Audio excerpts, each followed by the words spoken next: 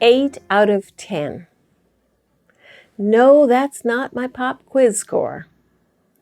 On the list that ranks all the activities we might be doing according to their risk for infection, gathered worship in a building ranks 8 out of 10. That's really hard for us to get our heads around that, but it is actually 2 or 3 points higher than getting on an airplane and going somewhere. Hello there. My name's Diane Strickland.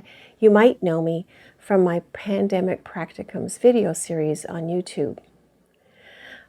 I've been training and working in settings of natural and unnatural disasters for about 10 years now, where collective and individual trauma often results.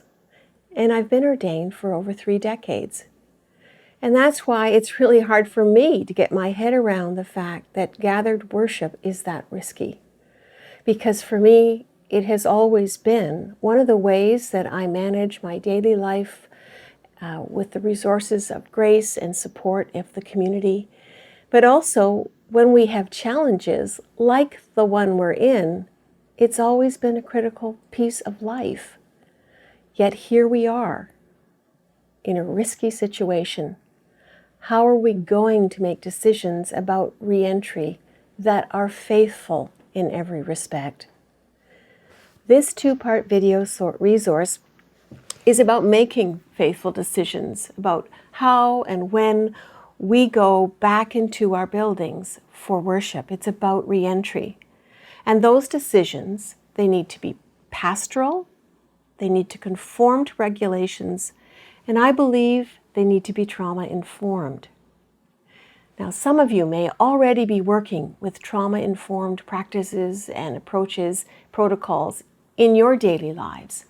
But if that's a new term for you, all it is a set of principles that research and experiment has shown are really effective in bringing support to people who may have trauma.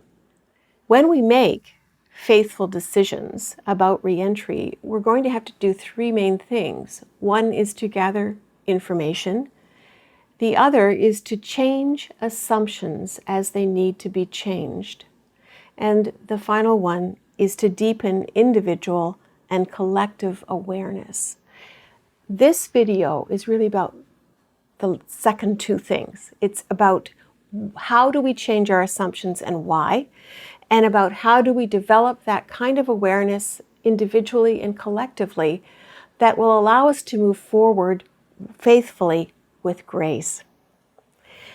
We cannot leave all that work to our ministry personnel or our governing bodies or a special task force that we may have set up, because they are going to eventually collapse under the weight of it all by themselves, because they're living through the same pandemic as everybody is. They're tired and they're stressed just like everybody is. So we need to all come forward, learn what we need to learn, understand how to modify our own lives and our own attitudes and our own participation so that we too can be value added on this difficult journey together. There are 5 ways we're going to look at how to do this together, and they begin with realizing what's different about us now. That's number 1. Number 2 is to reset expectations for worship. Number 3 is about modifying our assumptions of stability in decision making.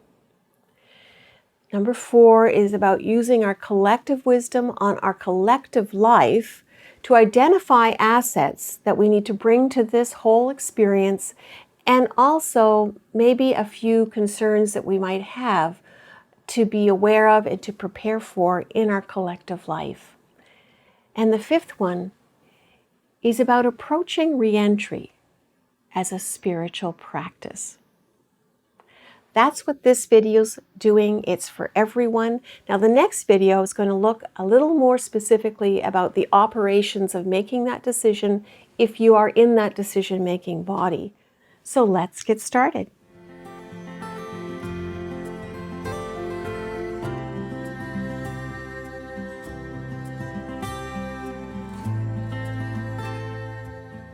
We begin by realizing what's different about us now.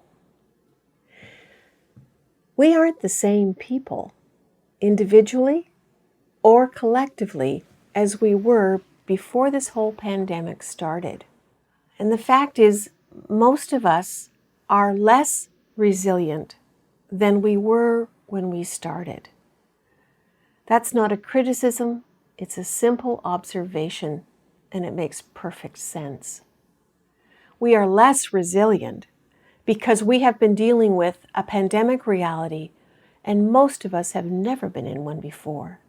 And it has had real challenges, right from the daily rhythm of our life being disrupted, so that we can't do simple things that we never used to really think about having to make an effort to do them. Now there's planning, there's equipment, we have to go at certain times to do this, and that's wearing on us.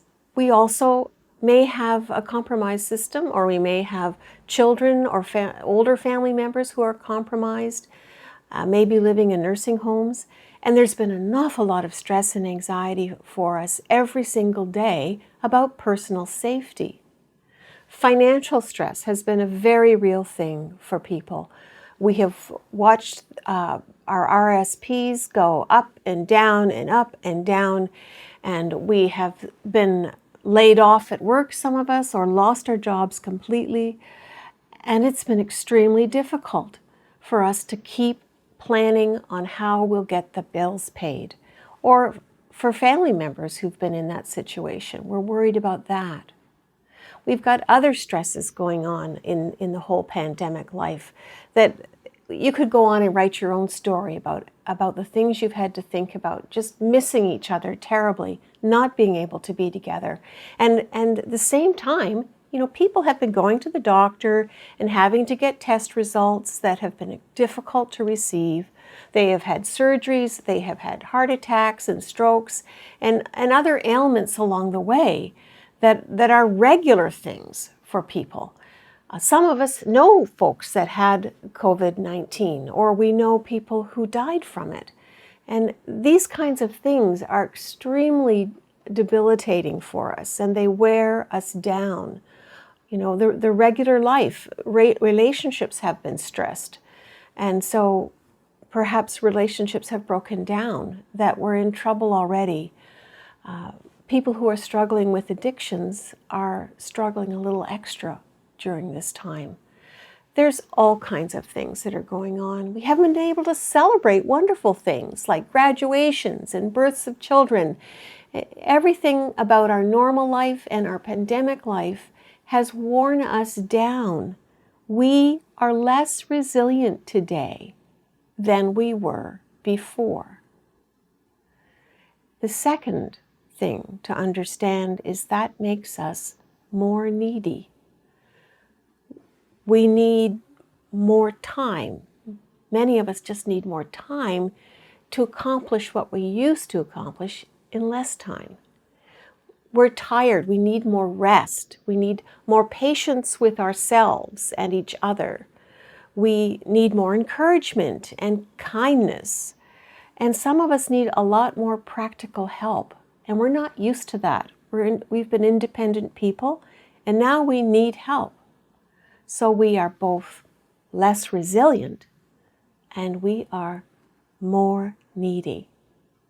So we're coming to the task of re-entry planning and preparation and the experience of re-entry worship.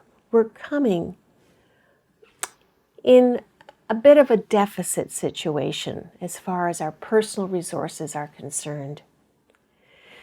Within our community of faith, we may find the distribution of energy has shifted around a bit because of the circumstances of people's lives who have been dealing with things we didn't know they would be dealing with.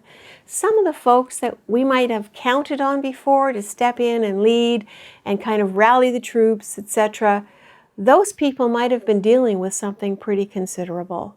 And we may not be able to count on them to take that position for us again. And the people we might count on to step in and replace them may be in the same situation. And as a community, we've had to do a lot of adapting to new technologies and program delivery, and that's exhausting for us. Even if we're kind of feeling like it's okay now, the process of what has happened along the way leaves our community of faith tired and anxious too. And you know what? Re-entry worship is going to be more labor intensive, not less. And it's going to be jobs that are brand new and we may not want to even do. So it's going to be emotionally taxing, not less so. Fraying at the edges, long term, may mean that we're coming to all of our decisions a little less present. Maybe we have that trauma symptom, foggy brain phenomena, or maybe our emotions are really hair-triggered these days. We have sadness and worry and anger and fear and frustration, and it's all very, very close to the surface. We need to be more self-aware of how we are. And that's right. Everybody might be hearing that and saying, oh, I know who she's talking about. Yeah, I know who needs to have a little more self-awareness. Well, the problem is everybody else may know how this is affecting you before you do. And I've had to learn that myself.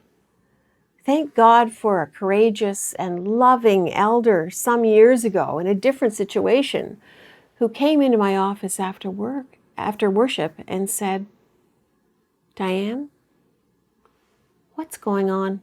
What's going on with you?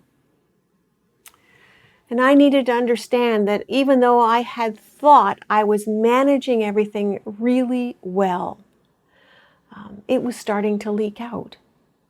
And people could see it, and even if they didn't know what to call it, they felt it. We need to cultivate individual and collective self-awareness. So when we are less resilient and more needy, I have 2 tools that I recommend we use all the time. And the first is a simple question, which is to ask, where is the anxiety gathering? Now, ask it for yourself. If you are going through the day and you realize you're starting not to feel so great, stop.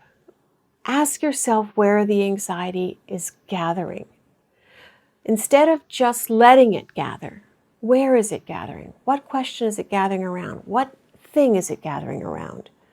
And we need to ask it for the community of faith as well. We can't do everything when we're in this pandemic life, but asking that question and learning the answer does help us to know maybe where we need to focus our efforts. Because if we're going to expend energy, which is a diminishing resource at this point, we need to spend it where it's going to do its best work. Sometimes we need to know where we can only trust God and trust that God is with us and is at work among us. So we need to know what our anxiety is about. The second tool is called the Subjective Units of Distress Scale, or the SUDS scale. There are many versions of this. I just recommend using the one that's on Wikipedia. It's the one that has worked well for me. And this is a scale that allows us to sort of register how much distress we're feeling at the time. It's like a 1 to 10 scale, where 10 is you're, jumping off the walls and going crazy. And the first one is you're completely relaxed and at one with the world.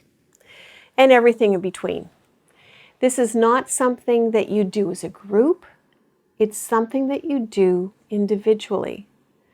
And I will do it before every Zoom meeting I'm having, or before doing a task that I have, or just to be aware before a phone call, after a phone call, how my anxiety is going and how much distress I'm currently feeling. And it helps me to know what I need to do. So for example, if I'm going into a meeting and I know I'm on a 7, I'm not going to say, everybody, I'm on a 7 on the SUD scale, but I might tell myself, you know, Diane, why don't you just be quiet and see if you can settle down a bit and just listen for a little bit. And then when I sort of have myself grounded a little more, I may say, when I want to speak about an issue, I've had a lot of anxiety about this, and here's why. What that does, it allows other people to say, oh, gee, I've had that too. Oh, I'm glad she's had that. And it allows us a chance to work on topics that are, in fact, of collective importance for generating anxiety. I believe that we can be deeper and more responsive and closer to God, but we've also taken a bit of a blow and several hits along the way. So realizing what's different about us now is really important.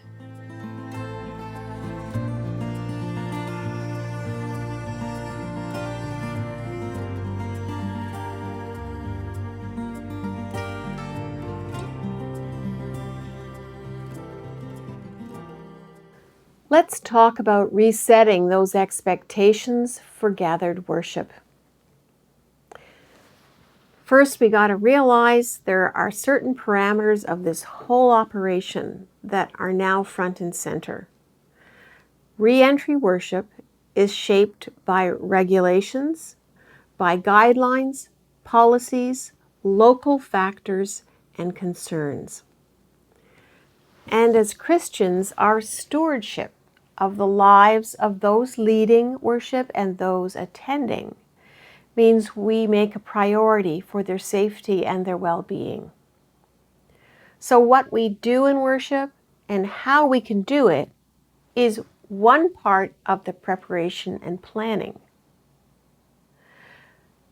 But also, people who come have to respect instructions, self-regulate with things like social distancing or wearing a mask, not singing no matter how much they want to, and supporting everyone else as they try to do the same thing. That's the second part. Now, the reality of it is possibly going to be shocking because we are not the same and worship isn't either. I was in a Zoom meeting when a minister in the meeting heard for the first time that there was going to be no singing allowed in Alberta. And she was stricken. Her face was stricken. And it wasn't that she wanted to disagree. She understood what the decision was about. But all the dominoes were going down in her mind about what that was going to mean and the challenges that would have to be overcome in worship without music, and how her congregation were going to be heartbroken not to be able to sing those favorite hymns that mattered so much to them. We are not the same, and worship is not the same either. The familiarity of a service, however, is part of its power in our lives to steady us and to comfort us, to foster trust, to provide sanctuary, so that grace can enter our lives with a transforming power. And people know they need it, and they may choose not to understand why they can't have it. We know, some of us in our heads, that this re-entry service is going to be different. Some of us, oh yeah, we all know it's going to be different, yes, and we may even have been told exactly what to expect.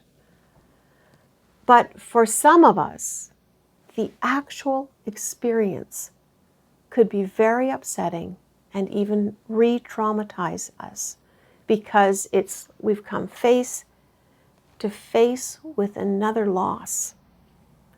We are worshiping in our church building finally, but we're not getting what we really want out of it, what we really need out of being together again.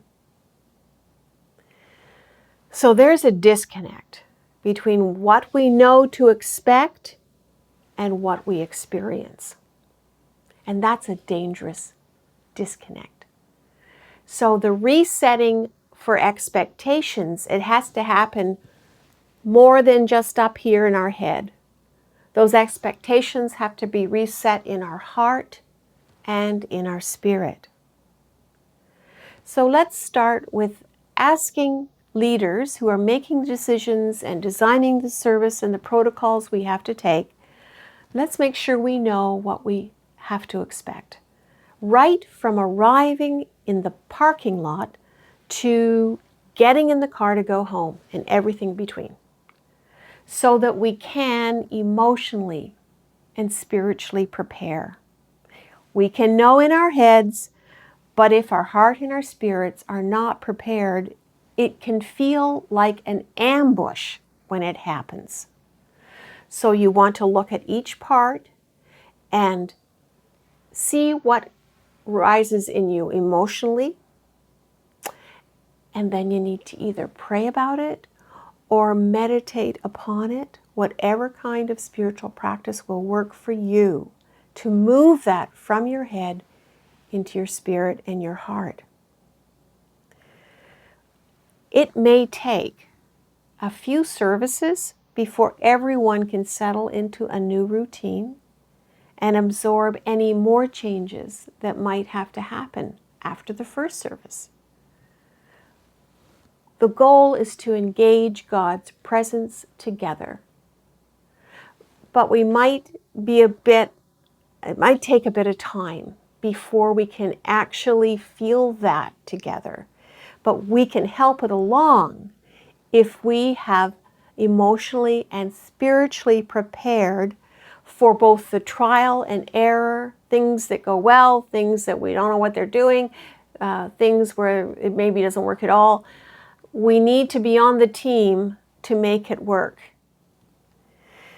Let's remember we've never done this before. We've never done this before. We need to offer grace and patience to people who are leading us. We need to offer it to the people around us, especially those who slip and forget one of the regulations. It's not about punishing people. It's about being understanding and affirming and saying, I've forgotten that before too. Try again. What we can't have this become is another thing that people feel is being done to them, or another thing that's being taken away from them. We have to get that out of ourselves, that feeling. We're the ones that can do that by moving the information from our heads into our hearts and into our spirits. Another way to invest is maybe see, oh gee, that's a job, maybe I could do that job. Offer to help if you can, so that you are not just invested as someone attending, you're invested as someone trying to make it a success and meaningful for people. Reset our expectations for worship and reset them not just in our head, but in our heart and in our spirit. You know what I think? This is the kind of work we do best.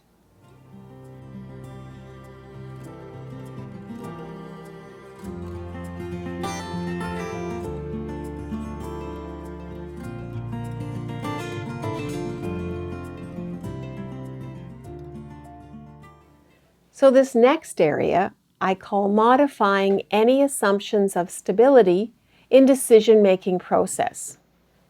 I don't know about you, but this one has nearly driven me crazy. That's because I'm a big rational process person and I'm a critical thinker. It has been hard on me from the get-go that getting information on the virus was like a moving target. And you know what? To some extent, it still is. It's a slow drip of information and then a mix of theories and projections with this information that are continually adjusted. This makes a very, very difficult situation for normal decision making. And this is the one that our governing groups and task forces charged with making a decision about re-entry for worship, that's the situation they're in. It's extremely stressful. So we have our daily lives in kind of a destabilized state. We have incomplete data, we have changing information, changing regulations, and then we have new and brand new information that comes in. This is incredibly frustrating for people. And for some who make decisions, this will be completely immobilizing. They will not be able to make a decision in this kind of environment. And for those who will still make a decision, they know there is way more risk for them and for those who are affected by that decision.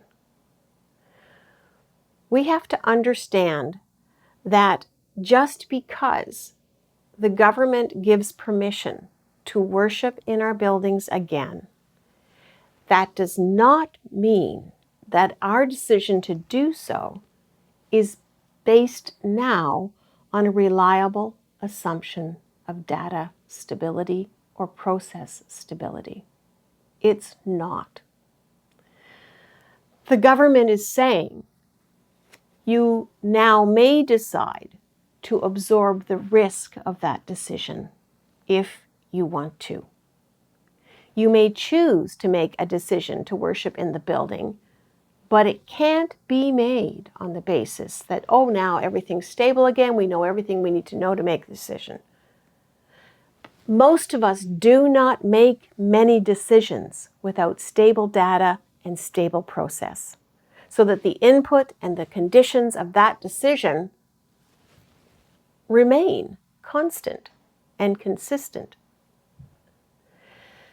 Now, it may be possible to create a little more stability around our decision. For example, if you're in a remote location where there's not a lot of coming and going, where maybe you have no local cases at all, or a really low risk age group, you may be able to bring a little more stability to the facts and data of your situation. You may also be able to do that by adding extra precautions, things that are not mandated legally or by the government or anybody else, but you're going to do just to create more safety and a sense of safety for the people that are leading and the people that are attending. So rational process may actually be able to find ways to stabilize our specific situations with real information that can do that. But we still have a basically unstable situation with inherent risks.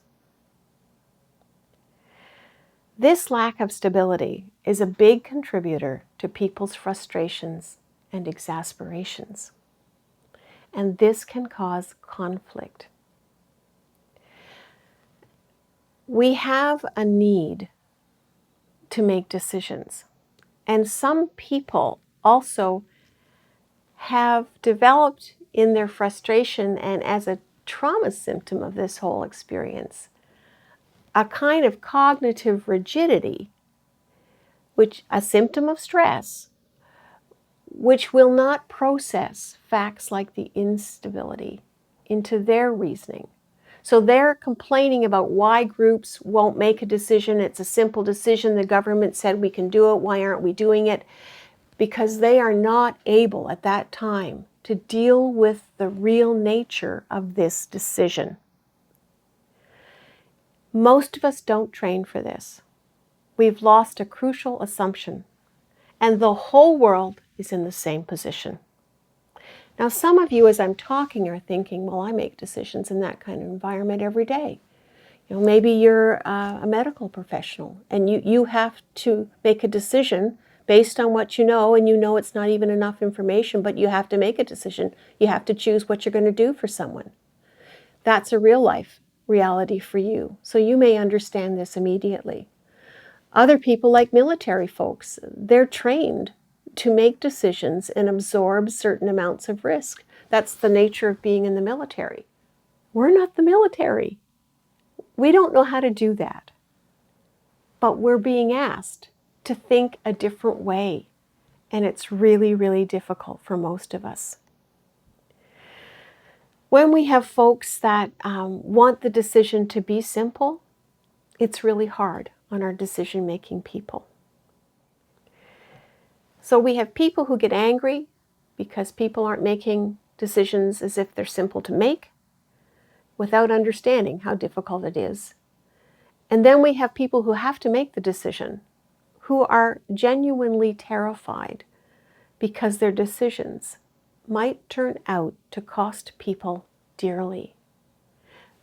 We have to get our heads around this, that a re-entry decision is not a simple thing. And keeping up with every reliable resource for information is a huge priority. Because across provinces and cities and church regions, we may not have the same guidelines, the same regulations, or the same rules.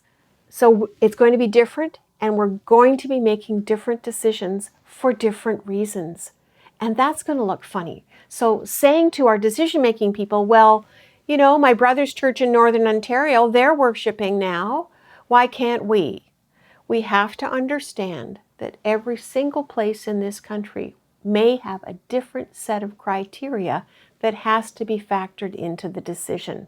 So we have to modify our assumptions that things are stable in the decision-making department. They are not. And that's another cue for understanding that our decision makers, whoever they are in our communities of faith, need our prayerful support in that process. And they need our respectful input. And once again, I'm pretty sure you have that to offer them.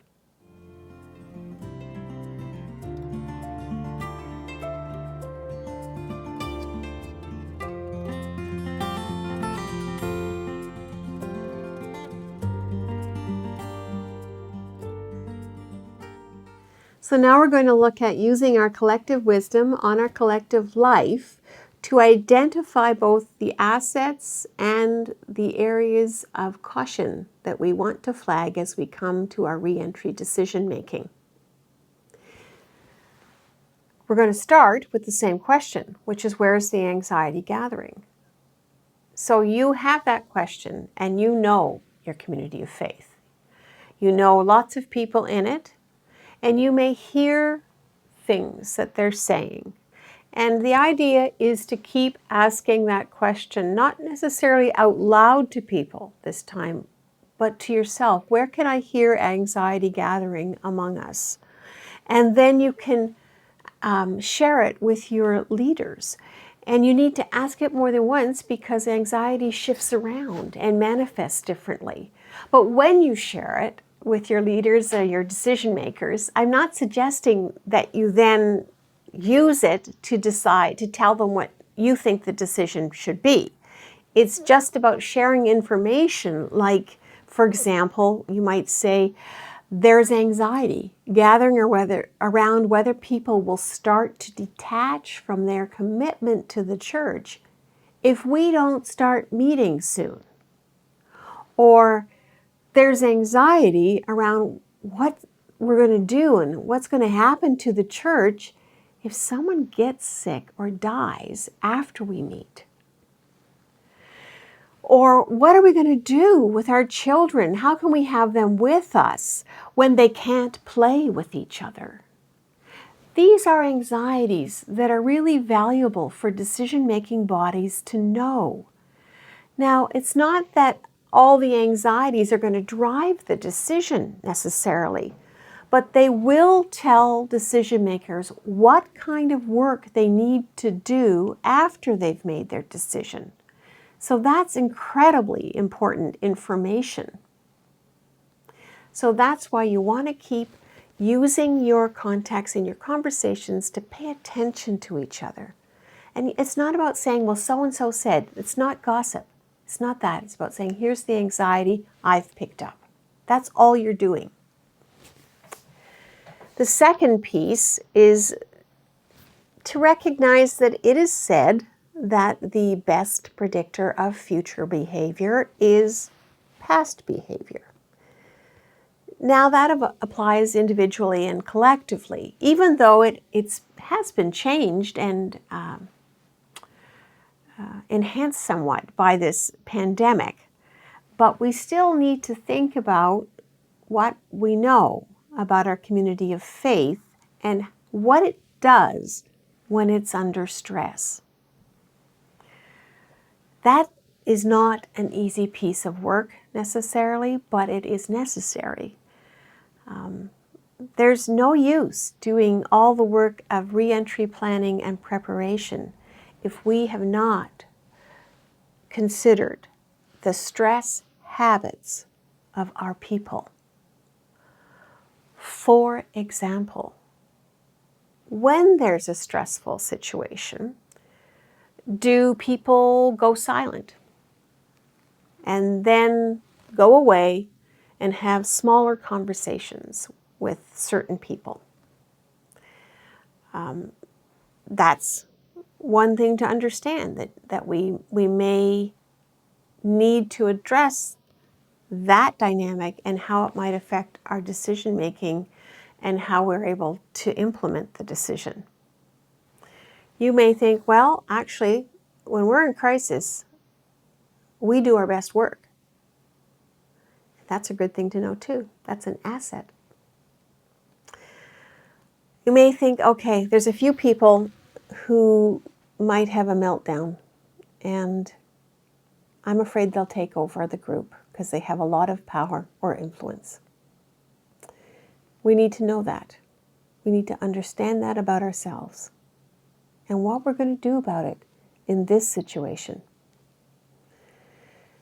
Maybe your group is one that really likes to talk things through and in small groups or something like that, and find a consensus in stressful times that will keep them moving forward. And that's an asset for you to know.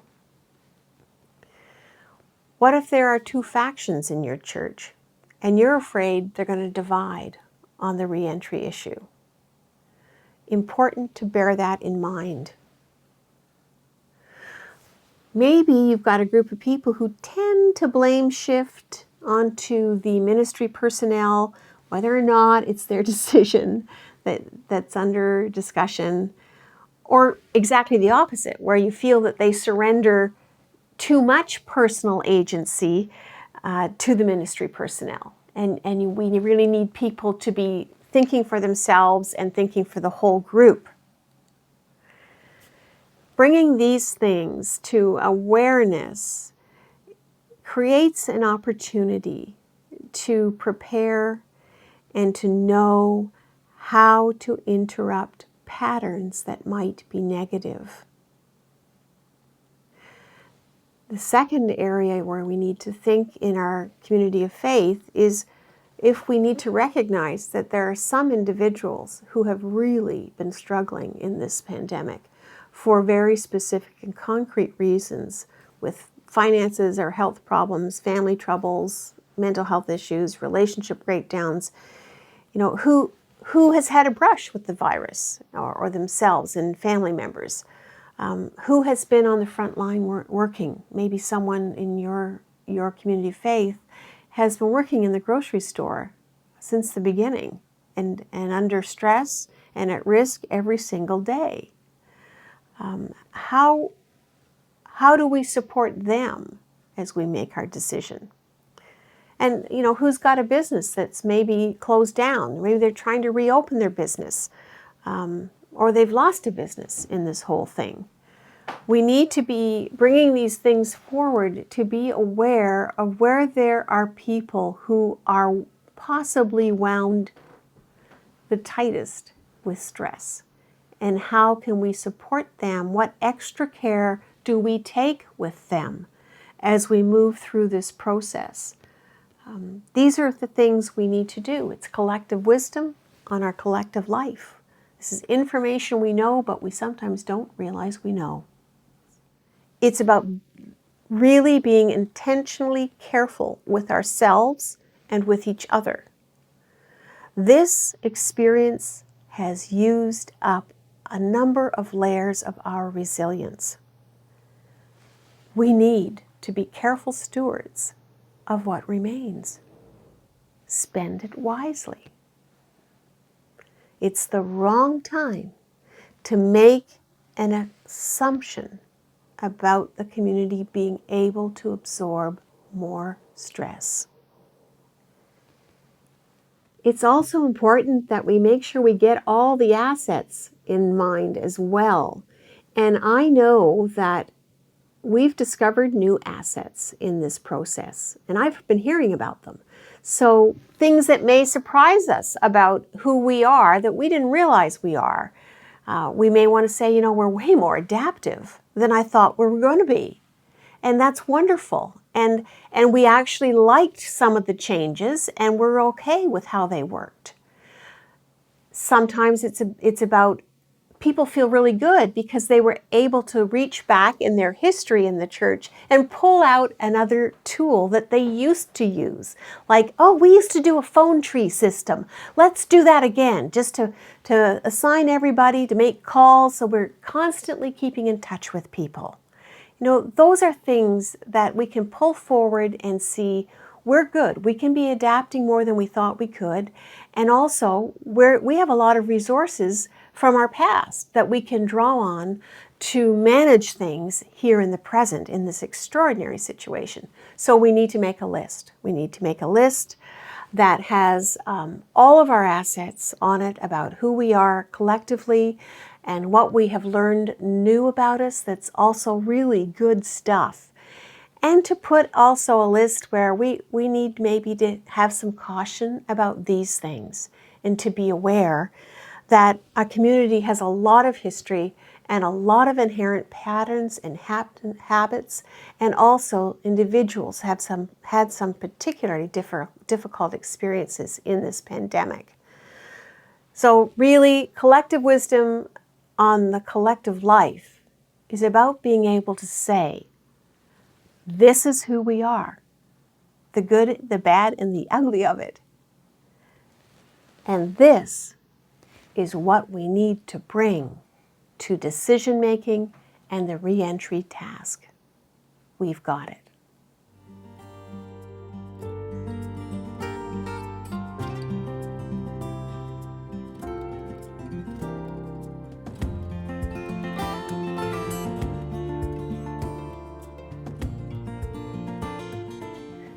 And our final section is called Approaching Re-Entry as Spiritual Practice. Being on a spiritual journey can be a funny thing. We don't always know we've been on one until it's pretty much over. I have a hunch that this has been a spiritual journey so far. Some are already clear about that, I think, and others are still finding that journey starting to take shape and come together. As we've understood now, this is not a short thing. It's not the sprint, it's the marathon. And we've been asking questions along the way. Where's God? What does church mean? What's my relationship to the building? What am I doing that I never thought I would be doing? How have I grown? What have I lost? What have I gained? What do I really want from my community of faith? What do I want from my faith? What's our mission in this pandemic? What's breaking my heart every day with this thing? And what's nearly breaking my spirit? Re-entry is an opportunity to pull those threads together, not because all those questions are answered, but because we now know they really matter. And they matter in a different way than they have before.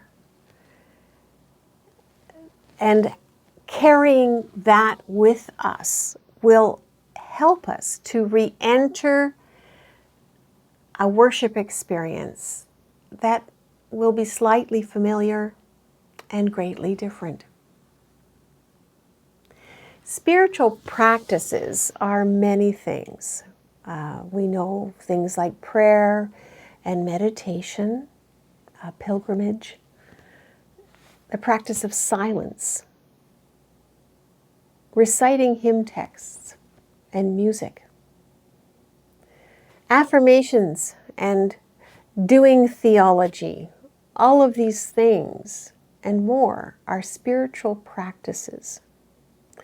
And their purpose is to create opportunities that are ripe for the Spirit to be at work, drawing us closer to God, to each other, increasing our faith, deepening the justice call on our lives and on our mission together, renewing our spirit, and revealing more of ourselves as followers of Jesus, as disciples. We have all lived through something already that none of us has known before. And it may have felt like we were lurching from one crisis to the next, and we still are.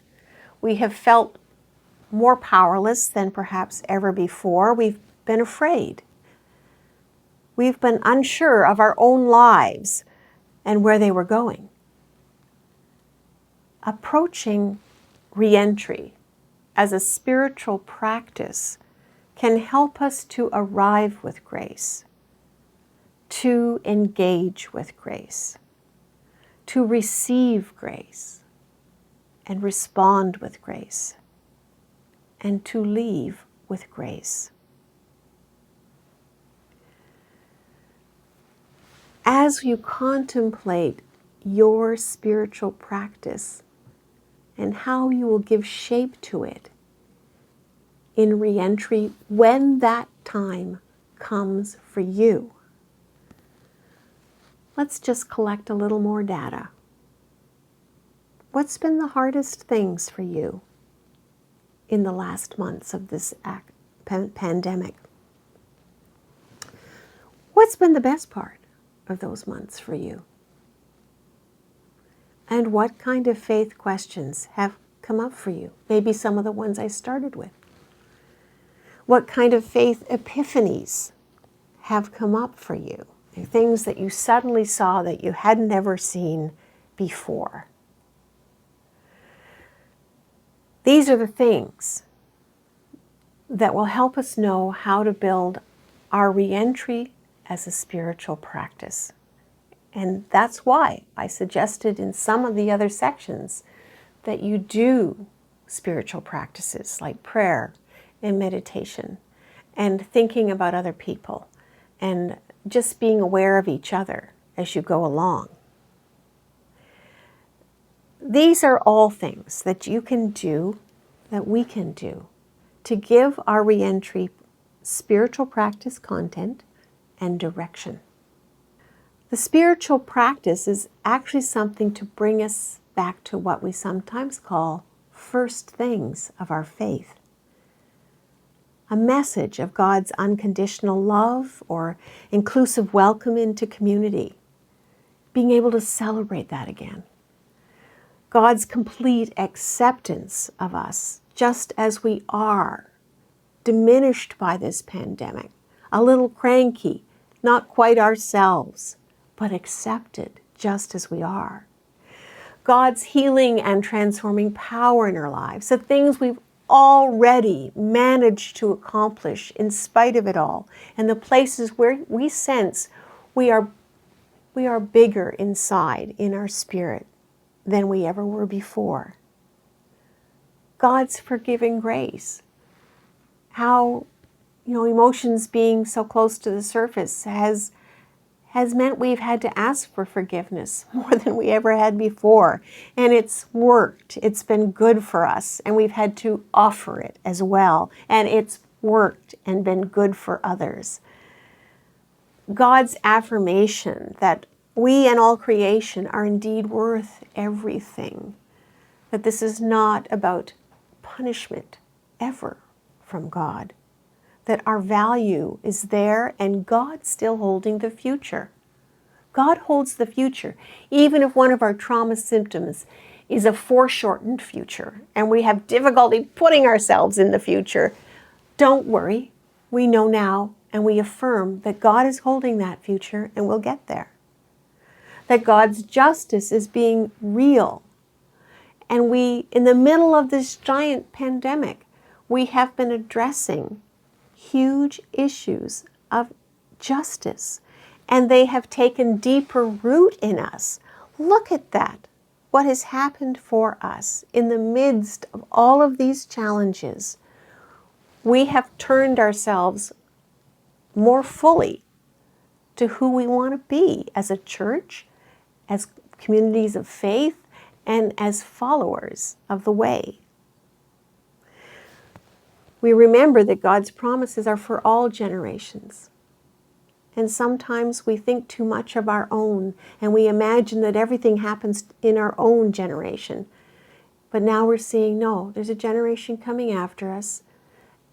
And there's a whole universe of the gospel that I haven't even spoken about that's important for you through this experience. Well, these are the things. These are the things we need everyone to bring to re-entry. Because if we do that, no matter how we do re-entry, no matter when we do re-entry, no matter what we have to do to get to be together again in our buildings, we will know that we're home.